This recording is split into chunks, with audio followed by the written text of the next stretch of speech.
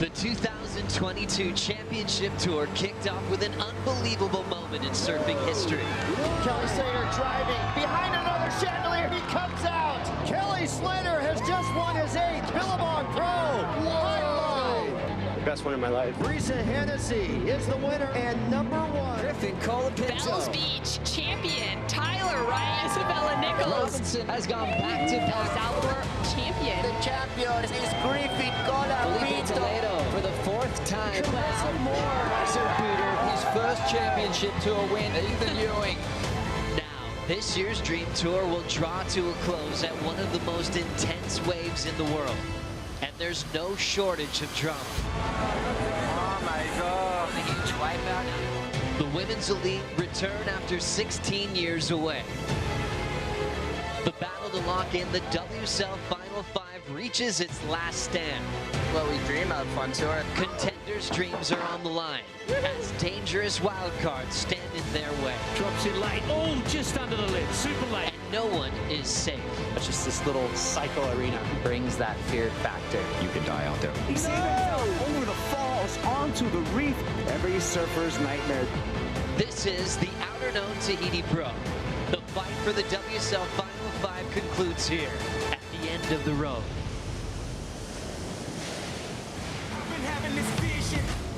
I've been having this vision. Even after you fall, I'm on a mission, bringing my dreams to fruition. I ain't playing at all. Bring out the body bags, I'm about to kill them, deliver them to the mortician. I gotta do what I gotta do.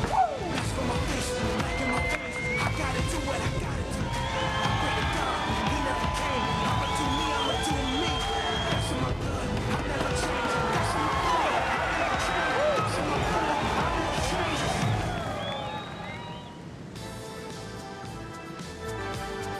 Yorana, everybody, good morning and welcome to Absolute Paradise. Perfection found right in front of our very eyes as we are here on the largest island in French Polynesia on the southwestern corner, a little village called Teahupo'o, for the world's best to compete in the final stop of the World Surf League Championship Tour regular season as all roads lead to the Rip Curl WSL Finals. Thanks for being with us around the world. This is the final stop of the championship tour to really work out the WSL Final 5. We'll break it all down on the Dawn Patrol with myself, Joe Turpel, Laura Enever, and Peter Mel. Laura, so many things to discuss when it comes to the show coming back to Tahiti. First off, the women back after 16 years away. How does that feel? Wow, there is just so many stories and amazing moments ready to be unfolded here in Tahiti, and I just cannot wait. You know, yeah, 16 years since the women have been back here, and you know, they're all very, very excited. There's some nerves, there's some anticipation, and you know, just with the WSL Final 5 and the stories to unfold there, and who can clinch. There's just so much to unpack here today, this morning. Pete, so great to see you here in Tahiti once again. Last year the event was canceled, so I feel like we've had even more anticipation to come here to this venue to work out the WSL Final 5. Love the end of the road. Good to be back here once again, in hopes that we can do an event that is going to be climactic to say 2014. You know, something we're going to set that bar real high for this week. Yeah, really looking forward to it. Let's see what's going to happen for today's call on opening day as we say good morning to Dimity Stoyle with Renato Hickel. Good morning. I'm here with Renato. And so, Renato, tell us, how nice is it for us to be back here in paradise after 3 years? Yeah, Jimmy, I'm excited. I couldn't be much happier. And we couldn't ask for a more beautiful morning to restart opening the window of the Outerknown Tahiti Pro. Pristine conditions, offshore winds, beautiful sunrise in paradise. But the surf, as expected, it's on the 1 to 2 foot range. So we're going to call the competition off for today. And also for tomorrow. Tomorrow's supposed to be even smaller, if possible. So the next call will be Saturday the 13th. A little bump from the southwest on a 4 to 5 foot range, 1.5 meter surf. So there is a chance we might run some hits on Saturday. If not, the great news for the fans, we have an awesome swell on its way. It's starting to fill in on the 15th. And then the 16th, and it backs up. That is another pulse from the 17th onwards. Our local sources here and the Surfline forecast is telling us it could be on a 6 to 8 foot range, maybe with 10 foot set. So it's exciting. Nothing crazy in Tahiti standards, but pretty decent, proper Teahupo'o on the cards. Can't wait to see it. Snorkels for now. For sure. I love it. 100%. Thank you so much, Dimity and Renato Hickel. Looking like we have a promising forecast around the corner. But like Renato said, Pete, a couple of small days and potential look on Saturday for a quiet bump. But I think we're really focusing on what might happen next week. Yeah, let's take a look at the Surfline forecast. And you can get a bit of a look at this map here. You know, that's the one that's for the Saturday, Monday, Tuesday, right? Which is just a little bit of a pulse.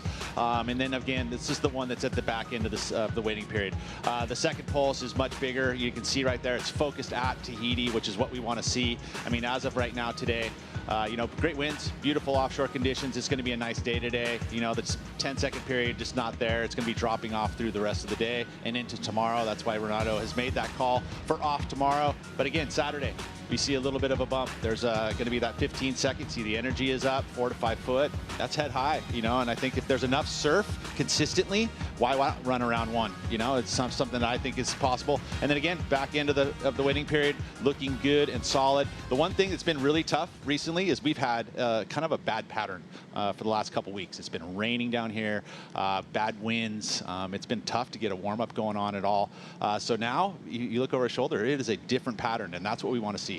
Okay, looking forward to competition starting. Potential look on Saturday, but let's get caught up with the WSL Final 5 picture on where we stand now into the final stop of the regular season. Felipe Toledo, Jack Robinson, remember, clinched.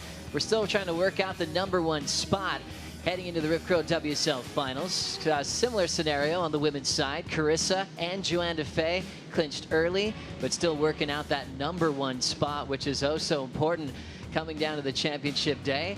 So working out with Ethan, Italo, Griffin on the men's side. Can they keep those spots? Same for Tatiana Weston-Webb, Stephanie Gilmore, and Brisa Hennessy.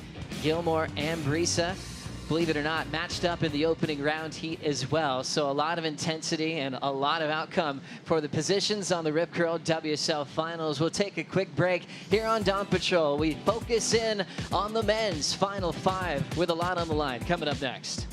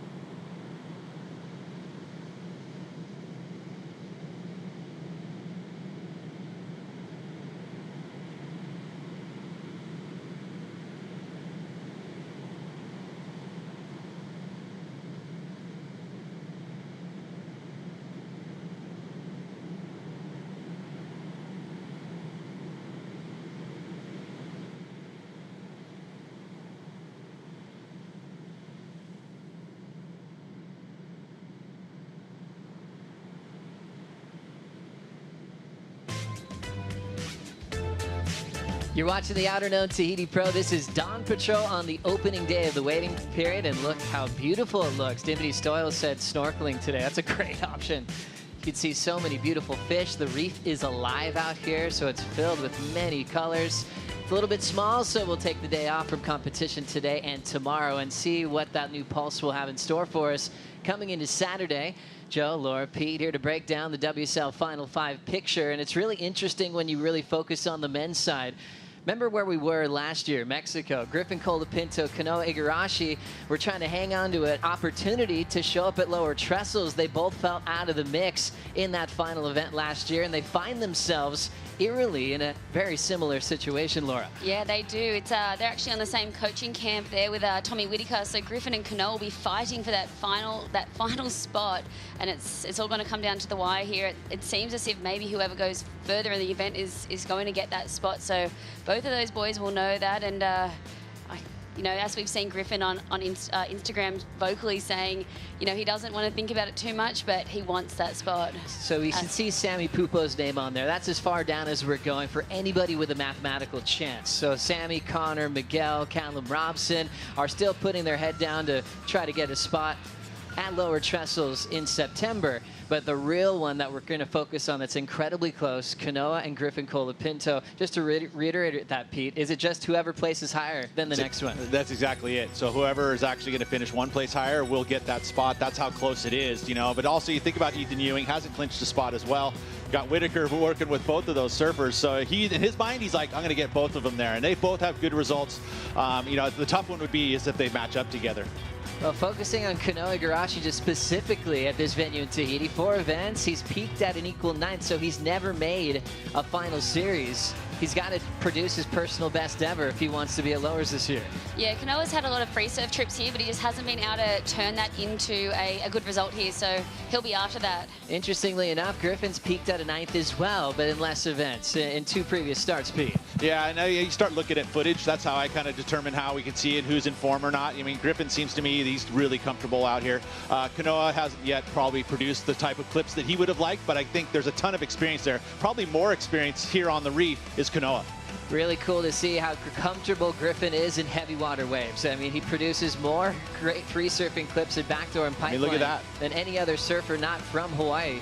And now here in Tahiti, a lot of experience, not afraid, wants to pull in and show up to fulfill his dream that he stated at the start of the year, that he wanted to compete for a world title in front of his friends and family at home. We'll see if that happens throughout this event as we focus on the heats to watch. It's all going to happen rapid fire. Heats 3, 4, 5, and 6 all in a row. All very important to work out the WSL Final 5, Laura. Yeah, these are some cracker heats we've got here. I'm excited to see, obviously, Felipe Kelly and Nathan Hedge from Narrabeen be back here after many, many years. He's had some incredible highlights here as the wild card. And, you know, yeah, Griffin, Geordie, we've got some stacked heats there. Well, it's really interesting when you look at Toledo and Jack. I mean, there's a lot of people anticipating Jack with a possible opportunity to take the #1 seed off of Felipe Toledo because they're expecting him to maybe produce more highlights at this event. But mixing it up, being a wild card as the GOAT, Kelly Slater, is in Felipe's seat along with Nathan Hedge. Talk about experience here in Tahiti. Felipe is definitely going to have his hands full, because when it comes to venues like this, Pipeline or Tahiti, Kelly is still the man to beat. Rumor has it, he's still trying to land in Tahiti to show up to try to go for a 57th win of his career, Pete. What do you think? Well, I mean, he's one that's going to focus on this forecast. So if he knows that we're probably not going to be running heats for the first couple of days, he'll take his time. You know, you never know whether he'll stop. But this guy, his 7 finals, 5 wins at this venue. That just says so much about how comfortable he is here in Tahiti, how much he loves it. I mean, he knows that there's going to be some waves at the back end of the trip. He's here, and I love it. His body's healthy.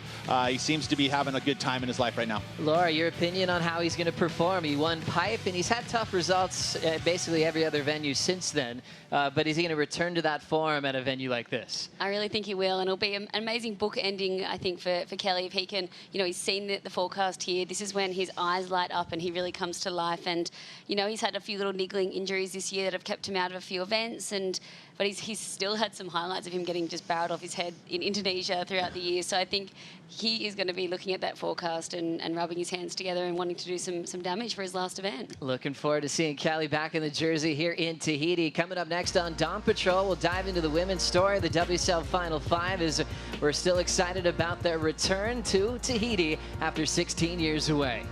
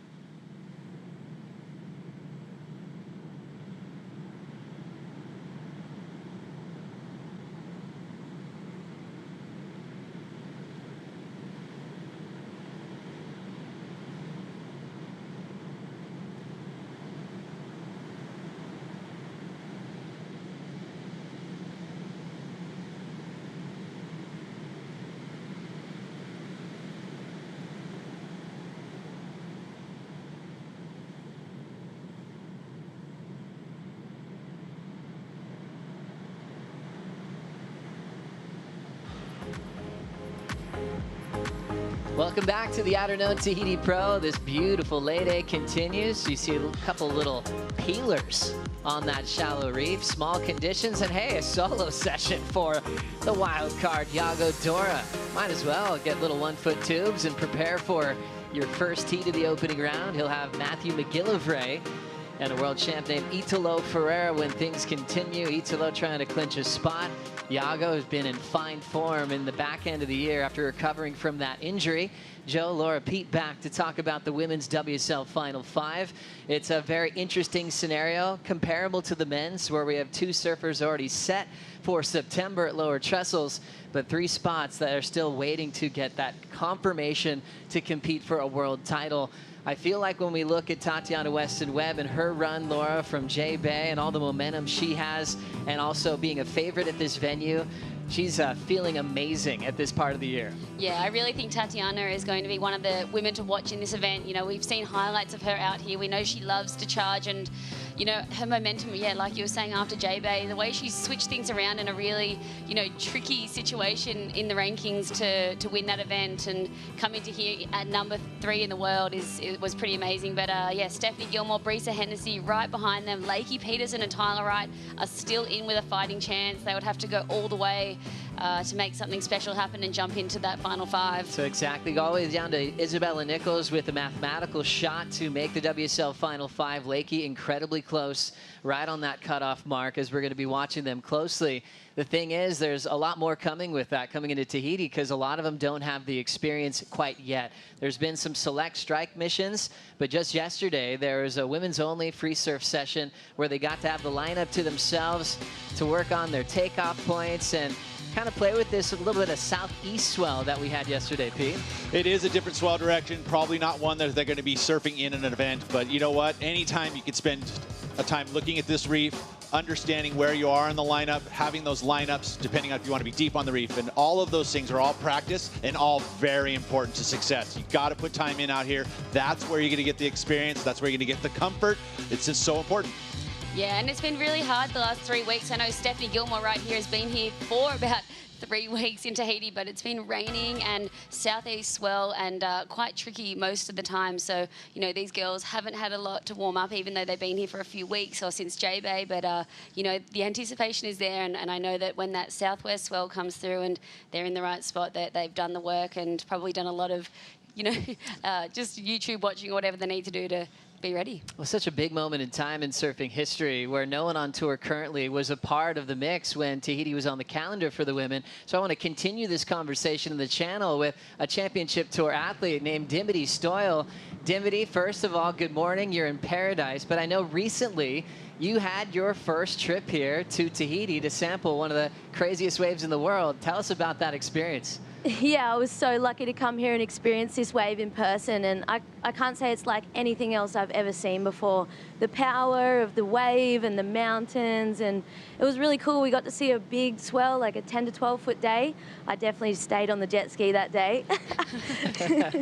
But the next day was about 6 to 8 foot. There was some solid 8 footers, and yeah, I was just out there with some really cool, a few of the locals, you know, like Cowley and Vahine and his sister Ailan, and they were all charging, and I was trying to just, you know, sit right next to them and learn as much as I could.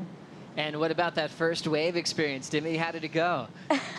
Well, Raymana stepped me off into first wave at Teahupo'o, so I guess I'm lucky to get that experience. But yeah, definitely went over the falls and definitely got slammed. So it was a nice introduction to the power of this wave, and after that I just wanted to go again, so it's cool. Ultra important just to get that first wave, even first wipeout out of the way, and then get nice and barreled. You did mention Vahine. You spent some time with her at this wave, which we're calling her home court now. Who's your pick? Who's really going to rattle some cages in the opening round? Yeah, Vahine has to be my pick for this event. She's just a Tahitian queen. You see it when she's out in the lineup. She's just got, you know, she's very calculated. She knows what the good waves are, and she's constantly pushing herself to go bigger. So it's going to be exciting because she's coming up against Carissa Moore in Heat 2. So Carissa's got a lot of experience in the backhand barrel, so that's going to be my heat to watch. Really fun to see how Vahine's going to mix it up with Carissa Moore, obviously #1 in the world, a lot of experience. Adding Gabrielle O'Brien to that heat as well, Dimity. That's going to be fun to watch. Oh, it's going to be so good. Let's see how they go. And I haven't seen Gabriella much in backhand tubes, so let's hope they go big.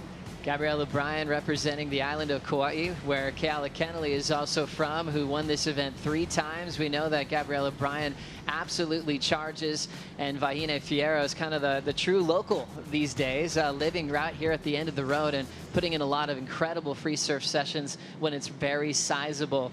Interesting to see how she'll play once the swell really shows up. It's going to be exciting for the wild card, a huge opportunity for all of Tahiti. Coming up next on Dawn Patrol, we are going to hear from this man, the Waz himself, for a little bit of a breakdown of the lineup.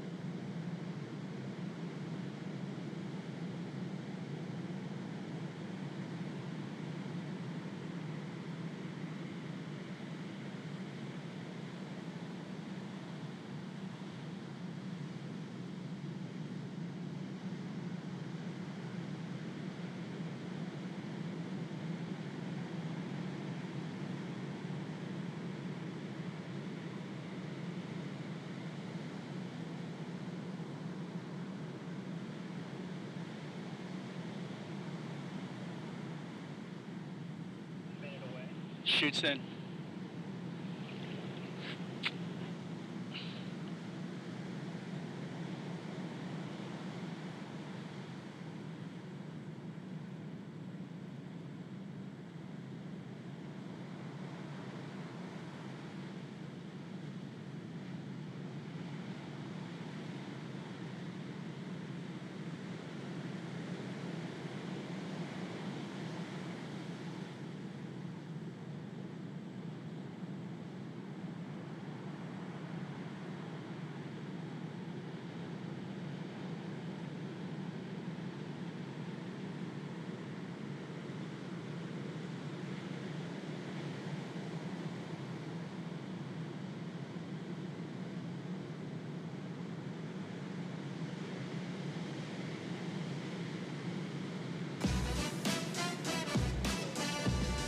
Welcome back here in the morning. Dawn Patrol, we're out here in the lineup.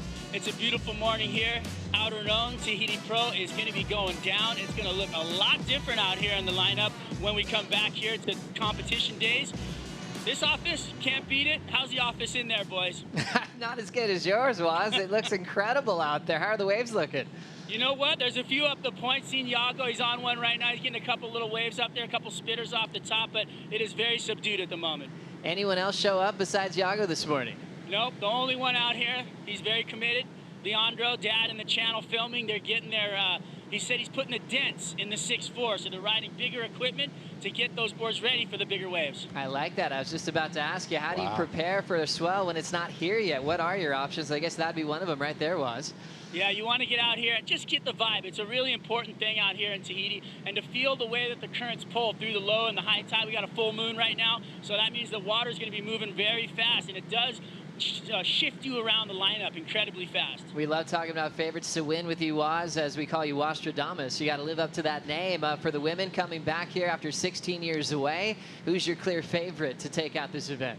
Oh, Vahine. I mean, she is just amazing out here. Watching her pull into the barrels, she's kind of already a veteran, it seems like, taking all the other young ladies from around the world that want to come here and surf out into the lineup, getting them waves.